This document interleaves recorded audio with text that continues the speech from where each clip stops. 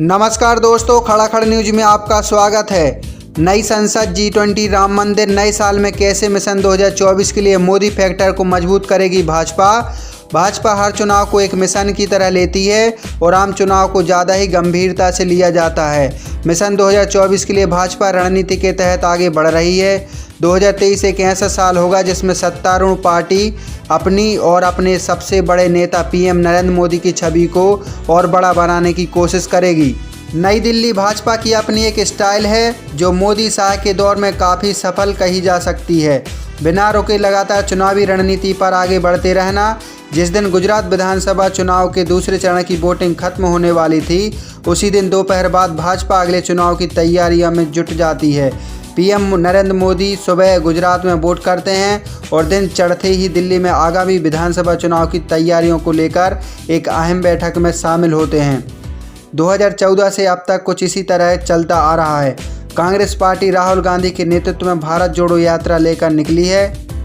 कहा जा रहा है कि 2024 के आम चुनाव में राहुल गांधी और उनकी पार्टी को कुछ फायदा हो सकता है, लेकिन भाजपा की रणनीति एक कदम आगे की है। उसने 2024 के लिए लोकसभा चुनाव में जीत के लिहाज से कठिन मानी जाने वाली सीटों का अपना टारगेट 144 से बढ़ाकर 160 कर दिया है। 2024 के लिए भाजपा की रणनीति को समझे तो नया संसद भवन, G20 का स्टेज, राम मंदिर का निर्माण, ऐसे कई मुद्दे हैं जिसके आधार पर भाजपा एक दमदार नैरेटिव के साथ नए साल का स्वागत करने वाली है। लोगों के भीतर फील गुड वाला फैक्टर। राजनीतिक मामलों की एक्सपर्ट नीरजा चौधरी ने अंग्रेजी अखबार इंडियन एक्सप्रेस में एक लेख लिखा है। इसमें वह मुंबई के ताज होटल में G20 के प्रतिनिधियों की हाल में हुई बैठक का जिक्र करते हुए लिखती हैं कि 3 दिनों तक हुई इस बैठक के दौरान मुंबई चमक रही थी। आलोचक कह सकते हैं कि एयरपोर्ट के करीब झुग्गियों को बड़ी होर्डिंग से छिपाया गया था। कुछ इसी तरह डोनाल्ड ट्रंप के भारत दौरे के समय अहमदाबाद में देखने को मिला था, लेकिन इससे ऐतिहासिक इमारत की खूबसूरती में कोई कमी नहीं आई और स्थानीय लोगों के भीतर भी फील गुड का सेंस कमज़ोर नहीं हुआ। ग्रोथ के तमाम मसलों पर चर्चा के बाद G20 डेलीगेट्स ने 2000 साल पुरानी कान्हेरी गुफाएं देखी और तस्वीरें ली। यह बौद्ध जगह से भारत के प्राचीन कनेक्शन को सामने लाता है। ताजमहल होटल को इस इवेंट के लिए चुनने की भी बड़ी वजह समझी जा सकती है। 2008 में पाकिस्तान से आए आतंकियों के हमले का यह गवाह बना था। यहाँ बुलाकर भारत ने दुनिया को संदेश देने की कोशिश की है कि आज के समय में आतंकवाद का सामना पूरी दुनिया को मिलकर करना है और यह वैश्विक चुनौती है। 2024 से 2023 कितना खास। अब ये नया साल शुरू होने वाला है। 2023 न सिर्फ नरेंद्र मोदी की अगुवाई वाली सत्ताधारी पार्टी भाजपा के लिए महत्वपूर्ण होगा, बल्कि विपक्ष को भी अपनी तैयारियों को मजबूत करने के लिए यह साल मिलेगा। इसके ठीक बाद 2024 का सियासी संग्राम होगा।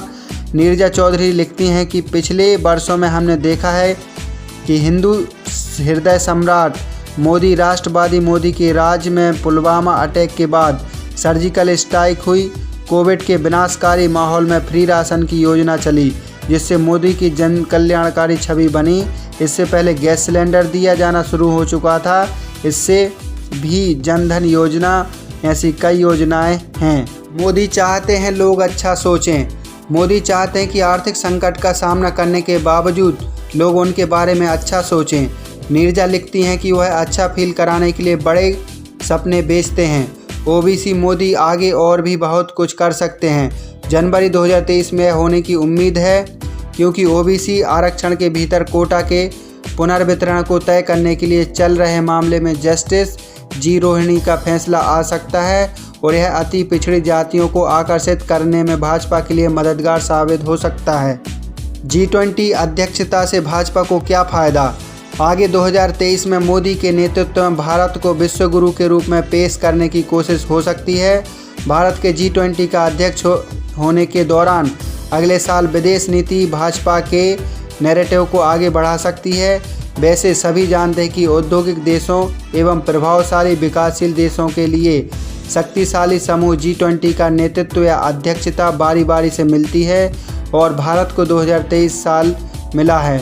लेकिन क्या इससे 2024 के मध्य में होने वाले आम चुनाव में मदद मिलेगी? इस सवाल के बारे में सोचा जा सकता है।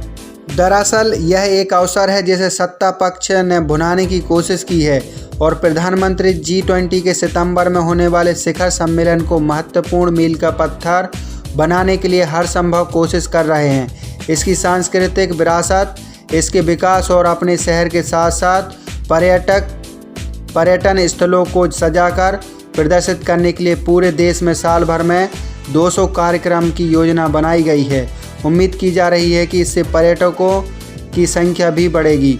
दुनिया में भारत का मान वाला फैक्टर, लेकिन यह सुनिश्चित करने की भी पूरी कोशिश हो सकती है कि प्रधानमंत्री की पहले से कहीं बड़ी छवि को पेश किया जाए, जो अमेरिका, चीन, रूस, फ्रांस, यूके और जर्मनी समेत शक्तिशाली देशों के नेताओं की मेज़बानी करते दिखेंगे।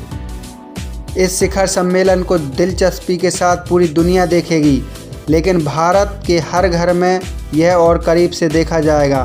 पहले से ही काफ़ी युवा यह कहते हैं कि वे मोदी के प्रति आकर्षित हैं, क्योंकि उन्होंने दुनिया में भारत की छवि को बढ़ाया है।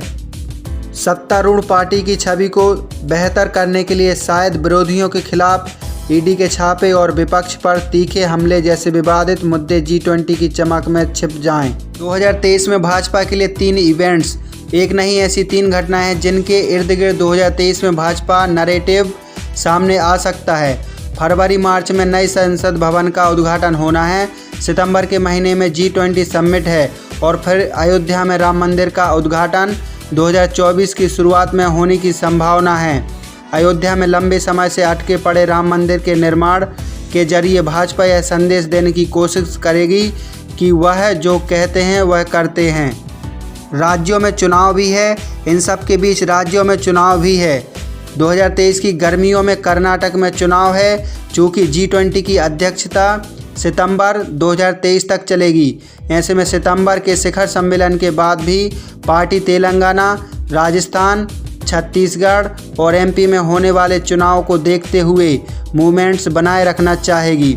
इन चुनाव में बीजेपी का काफ़ी कुछ दांव पर लगा है, क्योंकि ये मिशन 2024 की बड़ी लड़ाई को पावर देंगे।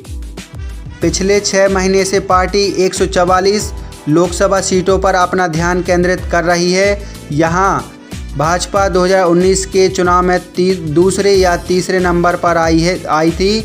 इस टारगेट को बढ़ाया गया, वो भी जब बिहार में जनता दल यूनाइटेड के साथ गठबंधन टूट गया है। वहाँ पार्टी अपने बूथे चुनाव लड़ने की तैयारी में है। इन मुश्किलों सीटों के लिए केंद्रीय मंत्रियों को प्रभावी बनाया गया है और अमित शाह, JP नड्डा रिपोर्ट ले रहे हैं।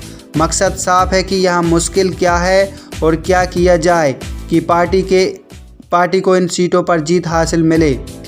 इनमें से ज़्यादातर सीटें दक्षिणी राज्यों और पश्चिम बंगाल में हैं, जहां भाजपा मजबूत नहीं रही है।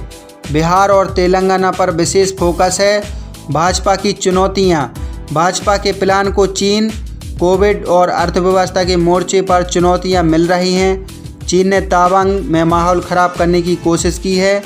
इधर उसके यहाँ अचानक कोरोना के मामले बढ़ने लगे हैं और अमेरिका में मंदी के हालात को देखते हुए 2023 में आर्थिक रिकवरी कैसे होती है यह देखना होगा। इसमें विपक्ष को अपनी रणनीति स्पष्ट रखनी होगी, तभी 2024 में भाजपा को कड़ी चुनौती दी जा सकती है।